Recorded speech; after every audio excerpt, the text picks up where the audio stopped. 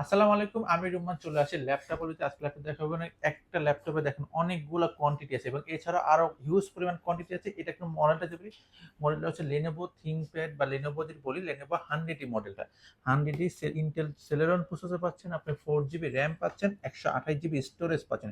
এটা কিন্তু চমৎকার লুকিং কন্ডিশন এবং দেখতেই পাচ্ছেন কোয়ান্টিটি আরো আছে। আপনারা একদম 180 ডিগ্রি করে রোটেট করতে পারবেন এবং এটা সম্পূর্ণ টাইপ সি চার্জার পাচ্ছেন এই ল্যাপটপটাতে।